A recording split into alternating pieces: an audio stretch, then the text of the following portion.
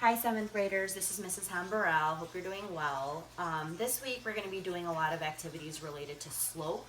So as you know, slope is related to proportions, which is why we're doing it next. And it's also a really important part of algebra in general.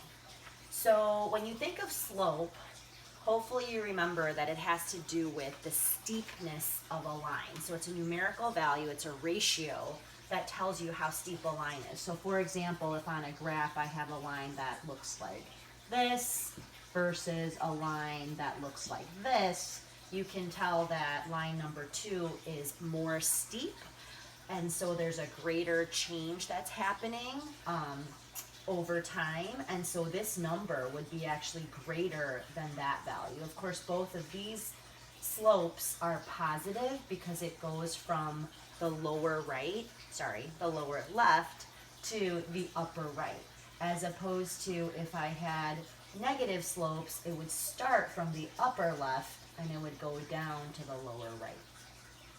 So some other definitions of slope that we often see are change in y over change in x, and this is referring to the coordinates.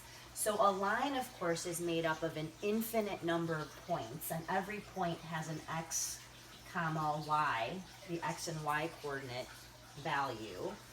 So they're talking about basically the vertical change, because the y-axis, of course, is the vertical, and then the x-axis is the horizontal change. You might also see this as delta y over delta x. That also means change, often used in science. Some of you like to think of rise over run, which if that kind of helps you remember, that's good too. Like the sun rises up and down. When you run, you're running across, so horizontal, but they all kind of mean the same thing. So I thought I would do one of the examples on your sheet today. So on number 2, they give you a little word problem. It says at 6 a.m., the retention pond had 28 inches of water in it, and then the water receded, so it became less, so that at 10 a.m. there were 16 inches of water left. So here's the graph that they set up for you, and the directions say to graph the data, find the slope of the line, and then explain what the slope represents. I know you guys love that part, but it is really important.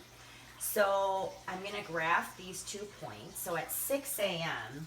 it was 28 inches, and then at 10 a.m. it was 16 inches. So all you really need to graph a line is 2 points, because we know that these are linear relationships, because that's why we can find the slope.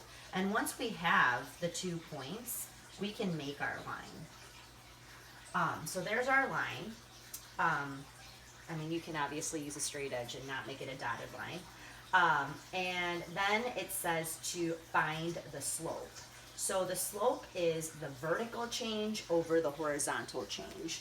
So I'm going to think to myself, to get from this point to that point, what is the vertical change, right? So I'm just going to kind of do this. So the vertical change, it's going down from 28 to 16. So it's going down 4, 8, 12 units, but it's going down. So it's a negative 12.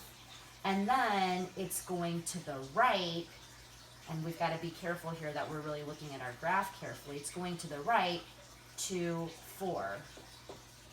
So since it's going to the right, it's a positive 4. So think of the 2 axes as number lines.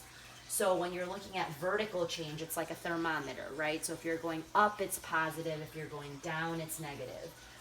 On the x-axis, it's like a regular number line. So if you go to the right, it's positive. If you go to the left, it's negative. So it's vertical change over horizontal change. So the slope is equal to negative 12 over 4, which, if you think about it, of course, is negative 12 divided by 4, or negative 3. Another point I just wanted to remind you of is that if slope is a single number like -3 or +5, what that really means is -3 over 1, because remember that slope is always a ratio. So if you see a slope of -3, that means that I can take any point on this line, and if I go down 3 units and over 1 unit, I'm going to have another point on the line. That's a little bit less obvious to see here just because of the way the graph is set up, but it would work. So for example, if I, this point here that we first plotted is 6 comma 28. But from here, if I went down 3, if you think about it, down 3 would mean going from 28 minus 3, that would be 25. And then if I went from the 6 over 1, that would be 7. So 7 comma 25, which again, it's a little bit hard to see on this graph because of the way it's set up. But 725 would be on the line. It would be right around here, okay? And then the final question is saying, well, what does the slope represent? So that's going back to the situation that we're talking about.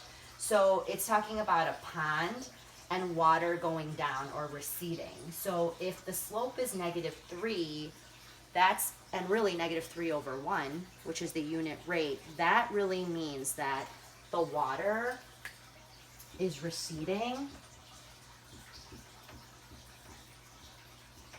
at a rate of 3 inches per